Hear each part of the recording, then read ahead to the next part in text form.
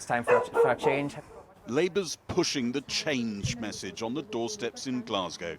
It worked a dream when Scotland contributed mightily to Keir Starmer's general election victory.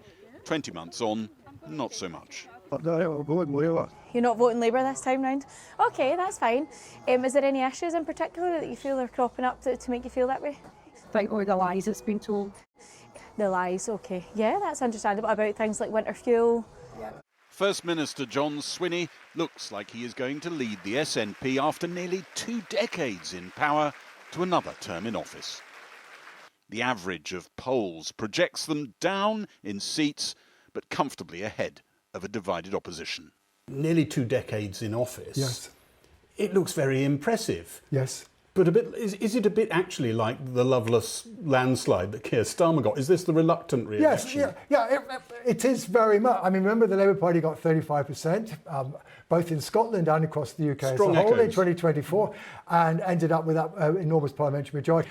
But it's the same mechanics of the first past the post system, being well ahead of everybody else. If you come first, and well ahead first with a geographically evenly spread vote, you're going to pick up most of the seats. Right, we're happy. Satisfaction ratings with the SNP government are low. Voters don't seem to be in a very happy place. I mean, I'm really this I'm saying really enamored with any of them, to be perfectly honest. Sure. It doesn't feel like a particularly hopeful election. And when we ask about emotions, for example, we are more likely to get emotions like frustration or fear or anger. Those are the more dominant emotions that people mention when they talk about Scottish politics these days. Good afternoon, Scotland! Fruitful terrain for Nigel Farage's Reform UK. You need a haircut, mate. The new intruder on the Scottish political scene has stolen votes from the Tories and, as Labour canvassers are discovering, from others too. She's going to vote Reform. He said he's not quite sure. She said, I've tried them all. The man said anti-SNP and anti-Labour. So I suppose they're both going to end up voting for Reform. Okay. It is Easter House after all. She said, I've been a Labour supporter all my life. I'm 73-year-old. I'm an ex-sailor. Where's your vote going next time? I'm too old for it to be at sea. Well, my vote, I thought it was a boat. Not your vote? My vote. It could be the new Nigel party. Farage's party? It could be Nigel. I'm not 100% who I'm going to be voting. You know, there is Reform at the moment.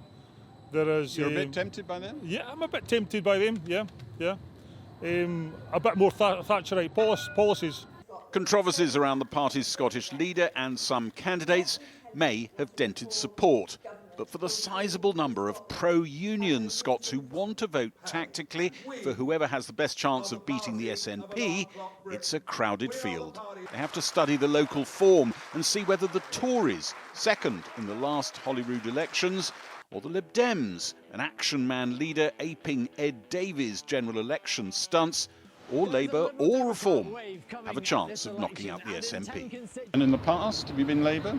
Yes, and I've been Tory in the past as well. So you vote for whoever's going to keep the SNP out? Probably. That's the pattern. Yes. I think, no, you're right. Does it get harder to work out who's going to beat the SNP when there are so many parties? Nowadays, totally, absolutely. You can, yeah. It's like sitting an exam. Well, it is. Reform Yes. UK, they weren't there in the last Holyrood elections. What's been the impact of this fox in the chicken house? Effectively, what Reform have done is largely to fragment the unionist vote. In much the same way as the Labour Party would not admit that the success of Reform in 2024 in taking lots of votes off the Conservatives paved their way for their parliamentary landslide. Do not expect John Swinney to admit that the rise of Reform north of the border has helped to pave his way to the SNP retaining probably most of their seats, even though support for the SNP is way down on what it was 5 years ago. Supporters of independence have only 2 parties to choose from. The Greens giving the SNP a free run in most constituencies.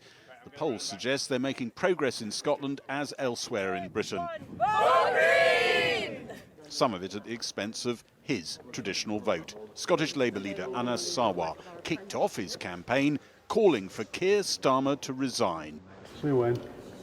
Hoping to distance himself from the Westminster government, Scotland, like Wales and England, has turned against. A year ago, you could find very senior figures in Scottish Labour saying there was a narrow path to victory. What do you hear now? You hear them talking about getting to second place. And that's as good as it gets. It is as good. Getting into second place would be a good election for Anas Sarwar. It would be. But there's a chance he's third or fourth. Well, the polls would indicate that, yes. Which is devastating. I think it would be devastating for the party, yes. I don't know if you've seen the polls today, but we're doing very well. We're up to from the SNP. Yeah. The SNP says if it wins a majority, it'll hold another independence referendum by 2028. That's not something a Labour majority government in Westminster is likely to grant. But the SNP will hope any victory is a milestone on that journey. John Sweeney looks like he's going to get re-elected, so we have a Nationalist First Minister still in Scotland. Michelle O'Neill will still be in place as the Nationalist First Minister of Northern Ireland. It looks as though Plaid leader will become the next First Minister of Wales. In any other country, that would be a convulsive moment. Well, it does mean this was not what devolution at least was intended to do. Devolution was meant to ensure that the integrity of the United Kingdom was maintained. Now, none of these characters are in a position to be able to take their part of the UK out of the UK. But together, at least, they could potentially form an alliance that will make life more difficult for the UK government. A re-elected SNP government wouldn't be short of challenges, but it would have the satisfaction of having added to Westminster's and defied political gravity.